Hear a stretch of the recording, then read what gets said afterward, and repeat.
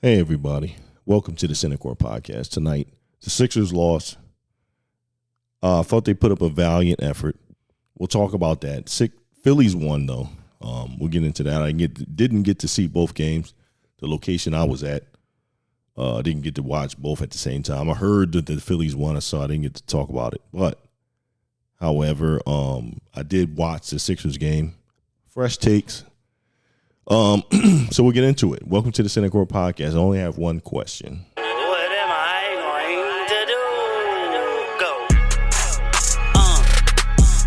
50.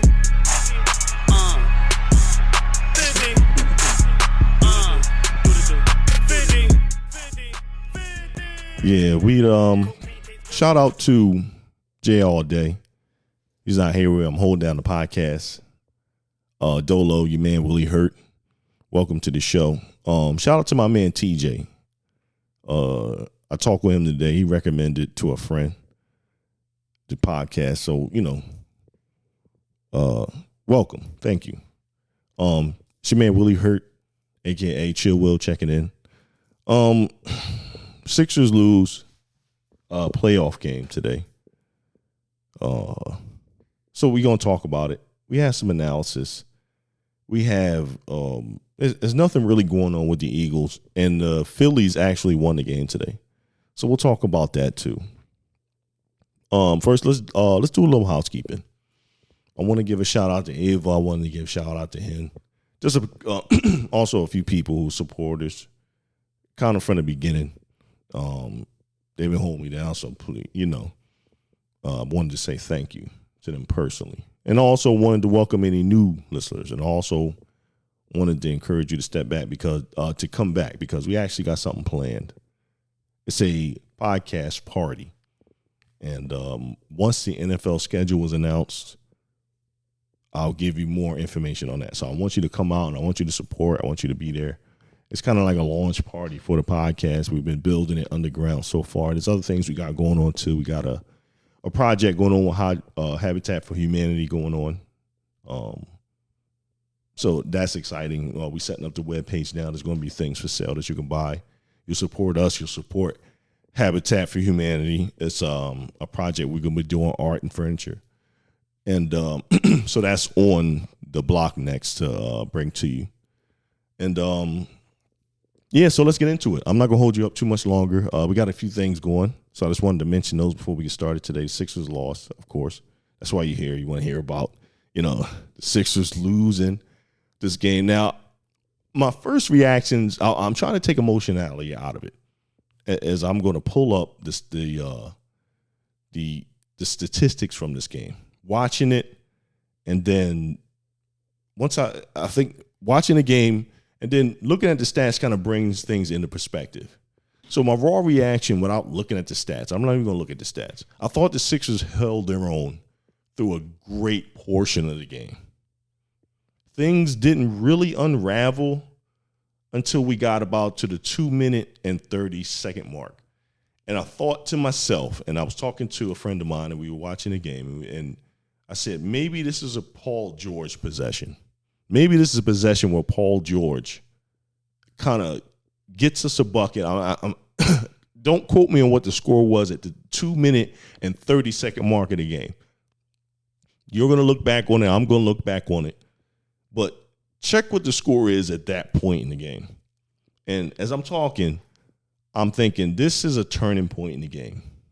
They had hung in there. Adem Bona kind of played himself out of the rotation with his first half minutes. Then I saw Dominic Barlow played a majority of the second half as the Sixers seemed like they were one man down. And I'll get into that also. But I just want to give you my raw reaction. The first thing I want to mention is why would we play Embiid in game 1 and not in game 2? So let's start there. Why would we, as grueling as that series was with Boston, I thought the more prudent thing to do, if you want to sit Embiid for any game in the playoffs, it would be game 1. Why sit him for game 1 if you knew, and At the end of the game in Game 7 against Boston, we won the series. But it looked like Embiid got hurt twice in that game at the end. Maxey fell on him. Another guy fell on him. So it looked like he got hurt a lot. So we were questioning, would he play? Then he ended up playing, and Sixers got washed and rinsed. They beat us bad on national TV in that Game 1. And it didn't look to me like he got kind of injured in that game at all. It looked like he kind of got through the game cleanly as far as Embiid goes. You know, he always kind of hit it. For some reason, he ends up on the floor a lot of the time. I don't know. Maybe for some reason, I think they trained that to him. I don't know where I saw that once. I think they do. At any rate, I thought the prudent thing to do would have been not play him in Game 1, and then even if you lose the game in the same fashion that you did today, because they hung in there. The Sixers played well. You know, watching VJ Edgecombe really get quality minutes in the playoffs is going to be great for him down the line. And it seems to me that the Sixers are probably one guy short. One guy short. I'm trying to keep my thoughts in an order here without a co-host to kind of bounce things off, so bear with me. If you're here listening, please. Once we got washed in Game 1. Embiid started, played significant minutes. You can pull out the win. Okay, we get into Game 2. He's not playing, right? This was competitive. The Sixers put up a fight all the way through the game. So let's start looking at the numbers, and maybe we can get an idea about what happened. The first thing that stands out to me is field goal percentage. That's the first thing that stands out to me. There's no really 51% for the Knicks and 45% for the Sixers. 3-point percentage was bad for both teams. 38% for the Sixers, 27% for New York. The eye test showed me that we played Brunson a lot better. So let's look at what he did during the game. And then we're going to check the stats here. Jalen Brunson, 26 points, 1 rebound, 6 dimes, 6 assists. 9 for 21, 1 for 5 from 3. Well, maybe I was wrong there. 26 points, that's a decent game. OG Anunoby with 24 and Karl Anthony Towns with 20. They led the way for the Knicks. And for us, Tyrese Maxey also with 26.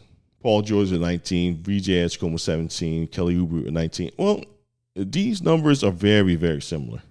Josh Hart scored 5 points in the game. Andre Drummond started the game and had 15 minutes with 6 points, 8 boards. 24 minutes from Grimes off the bench. Grimes has worked his way into the playoff rotation. Cool. I'm good with that. He deserves to be in. I had my doubts about him early on, but he kind of proved, I don't want to say proved himself. I thought he played better as the playoffs went on. Because, to be honest, Nick Nurse is keeping a tight ship as far as the rotation. We didn't see Dominic Barlow in the first half, but we saw a lot of Adembona. In the second half, it was the opposite. We saw no Adembona and all Dominic Barlow. Did that help or did it hurt? Down the stretch, I thought it hurt. And now I'm mentioning the 2-minute, 30-second mark of the game. You might go back and do some research on it. That was the point where Tyrese Maxey was isolating up top, drove in, had the turnover, turned the ball over there. The previous 2 possessions saw Jalen Brunson and Bridges hit jump shots on Dominic Barlow. Isolate him up top, hit jump shots on him. And that's where it ties in where I say the Sixers are one guy short. One guy in this series right now. But there's another aspect. The Embiid aspect. This team looks like 2 different teams when Embiid is playing and when he's not. This looks like a heckling Jekyll and Hyde type of team to me. What we saw in Game 1 was a complete departure from what we saw in Game 2. A complete departure. But as we look to game 3, the series shifts back here. Now, if Embiid's ready, of course, they'll play him if he's ready. If he's not, I wonder. Now, it's my feeling that the only reason I would question my own criticism of playing him in game 1 versus game 2 is that I believe that odd games are the more important games in playoff series, especially in basketball. And hockey, too, is the same principle because they operate on the same playoff parameters. 7 games, 3 rounds, whatever. 4 rounds, including the finals. If you win only odd games through the playoffs, you'll win the championship. So odd games are important. That's the only reason I push back on my own criticism of what the starting lineup was in game 1 versus game 2. And maybe they were operating under the same logic. I'm not sure if I would have done it the same way given the circumstances. Given how I would always want my decision-making to be based on all the facts. We just went through a bar fight with Boston. Even though they were shorthanded Jason Tatum in that last game, they gave us a run for our money. They gave the Sixers all they could handle. We pulled out the victory, and it was well earned. But it was a dogfight. It was a scrub. It was Donnybrook throughout. Sixers came out on top. The short turnaround between the first and second round, it did not benefit your 76ers. It didn't. But you play through it because this is the playoffs. This is what you play for. No matter the schedule, you play against who's in front of you when they tell you to, and that's it. No excuses. Now, I would normally say that odd games are the most important games in the playoffs. So you give Embiid the start in game 1. Maybe you steal it, right? Maybe you come out with a victory, but we got washed and rinsed. And then in game 2, we hung in. I don't know. I thought, and hindsight is always 20/20, always. But if I had insight on what was going on, I would of course said start him in game 2, not game 1. I believe that Embiid's contribution in the game 2 that we just watched would have been more impactful than it was in game 1. Maybe you got to remember you're playing 2 games in New York. You're not playing 1. You can easily steal either game and still it has the same impact when you're going back to your home court. It has the same impact. Which game you win doesn't matter. Now you find yourself in the 0-2 hole. Is this an impossible hole to get out of? No. Especially if you have Embiid moving forward. But if he misses one more game, it's like you don't really know. I want to say that we're not going to win. That's what I want to say. If Embiid doesn't play, we don't win game 3. That's what I want to say. But there was a more competitive team out there tonight as we continue to look at the stats. And it paints a bigger picture, and I wanted to speak to that. Dominic Barlow in the second half was a liability defensively down the stretch. That was the bottom line for what you just witnessed in game 2. And the funny part about it is we didn't see much of Dominic Barlow in game 1, if at all, because Bona would soak up any minutes that Andre Drummond didn't get behind Joel Embiid. That's what you're looking at. He played a heavier amount of minutes here in game 2. We saw after the Maxey turnover, and I'm pretty sure I'm remembering this correctly because I talked to Ava. She was sitting right next to me, and I said, well, this is the turning point here. And he had the turnover. Before that, Jalen Brunson hits the jumper over Dominic Barlow. The sequence was very similar to that. I might not remember it correctly, but I'm sure a lot of people would know exactly what I'm talking about. And that was the turning point in the game, I felt like, after they had really stayed in it. They really did. The stats are really not, they're similar along as you go down the line.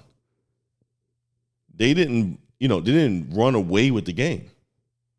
They played even, and when you watch, the number one score, the scores for both teams, it bears out that way. This was a close game down the stretch. It was decided in a final few minutes. And the Sixers not having a deep enough roster is kind of what sealed the fate for them tonight. Now, I had doubts about whether Nick Nurse would be the coach for this team moving forward. I definitely had those for sure, especially if we you watch game one of the first round series versus Boston. We got beat by 32 games in that series. That's really weird that you win a series that you lose 2 games by 30. That is weird in and of itself. Okay, we pulled it off. This time it's different. We got washed again in game one. And like I said, I'm just having a little trouble keeping my thoughts together. I had a broader point. I might have lost it right there. But I think people understand kind of where I'm at with it right now. Nick Nurse is where I was at. Nick Nurse. That's where I was at. Nick Nurse, is he the coach moving forward? I thought he acquitted himself after both blowout losses in the Boston series. And again tonight, I'll give him credit. Does it mean that you retain him as a coach for the following season? I know we're looking ahead. We still in this season, I know. But you got to play. I feel like you got to play chess here, not checkers. We're playing chess. I feel like Nick Nurse could be your guy. Watching him respond schematically after games one in the Boston series, we got watching those 2 games. Responding after those 2 games. That was, I thought, his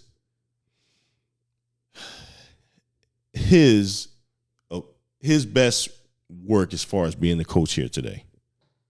And the thing is, even if you do fire him, let's say you do relieve him of his duties, who are you going to replace him with?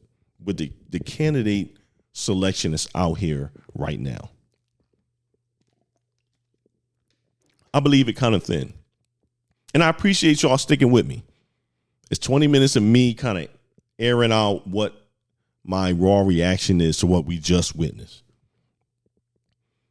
And it's me I'm trying to be objective. That's my, I want to be objective. I love the Sixers, but I have to be objective. It's a team. I have to be objective. I have to look at it through a lens as you want to win a championship. Every opinion that I have about this team, any other team, about anything, is I filter it through the lens of trying to win a championship. That's why my views are about the process as they are. That's why my views about the process are as they are. I'll just leave that one there. But let's getting back to the game. Later, Trey McBride, we saw a little bit of him. I don't know what his first name is. It says M here. He played 1 minute, had 4 points. He hit, I think, a timely shot, not so much. He only had 4 points in the game. But I felt like the shots that he hit were timely. I thought that they were in the flow of the game where it mattered a little bit. And he kind of made shots that either fended off Sixers run, because the league we had it for a certain part of the first half and second half, then we kind of lost it, and we couldn't make up the difference. And there was a point right there at the 2 minute and 30 mark, I'm mentioning it again, bear with me, that we had a chance to win it, and we didn't get the offensive execution as I would have liked to see. I thought it was time, I mentioned at that point, go to Paul George here.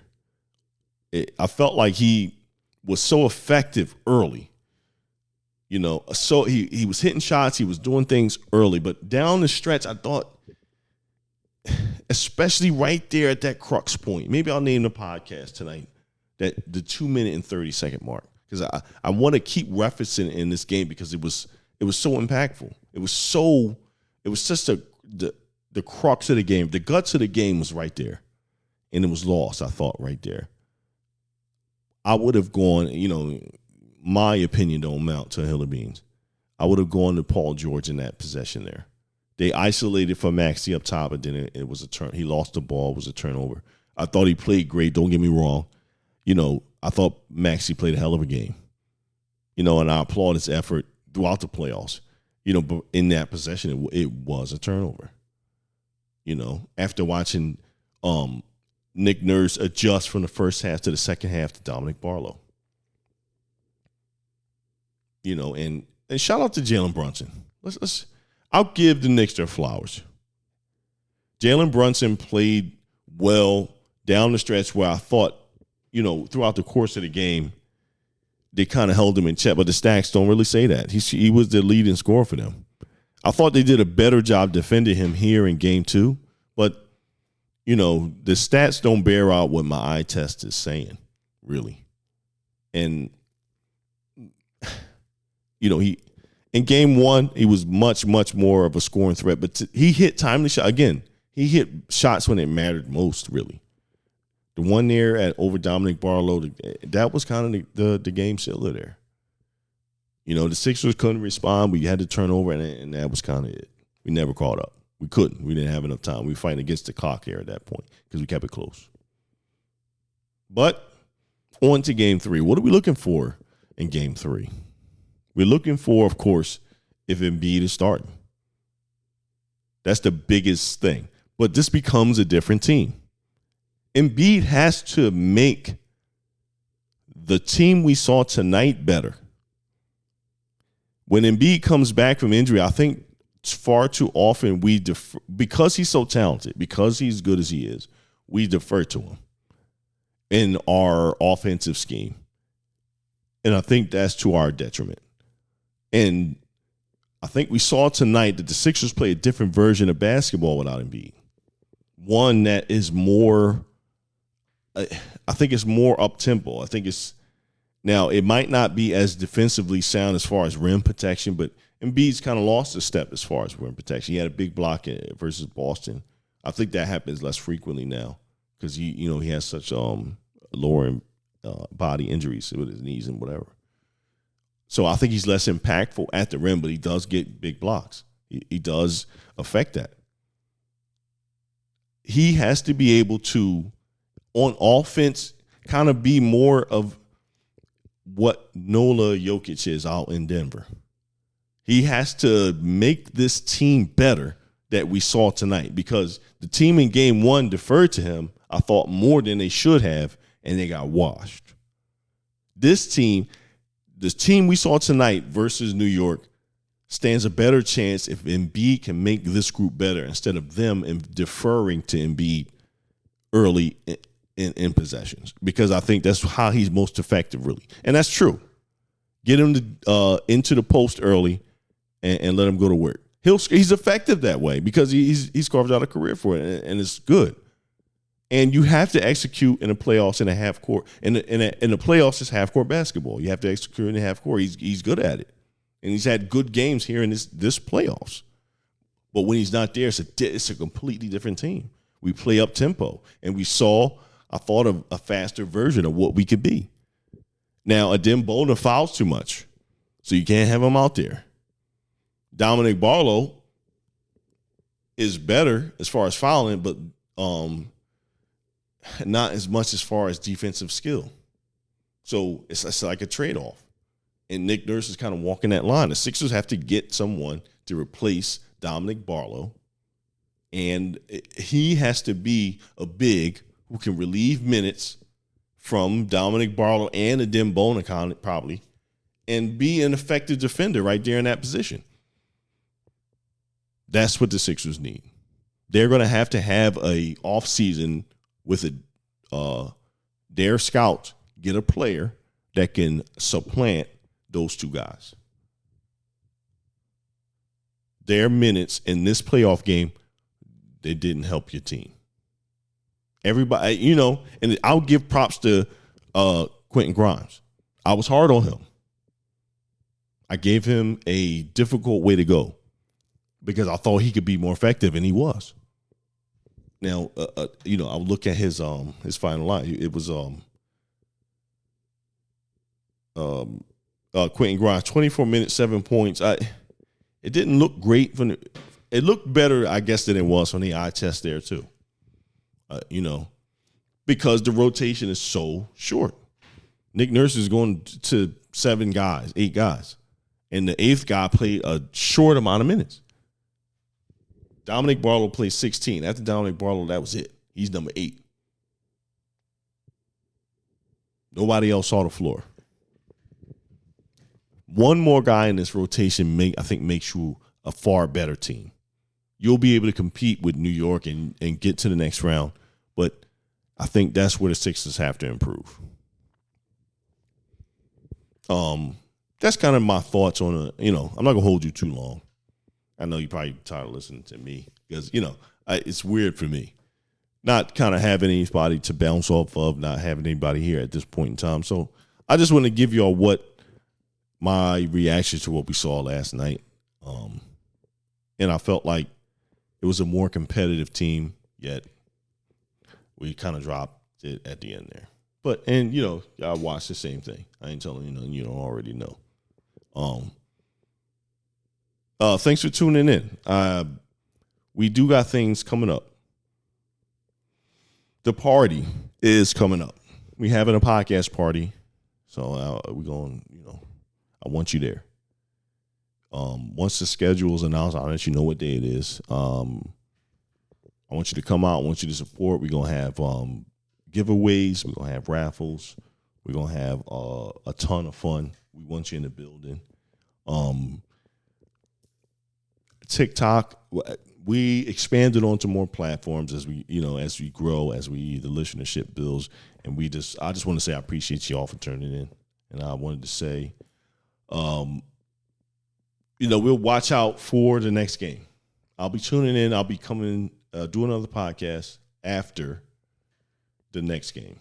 I didn't look at when it is right at this moment, but that's when I'll check in back with you. I just want to check in with you today after the game. Sixers lose tonight again.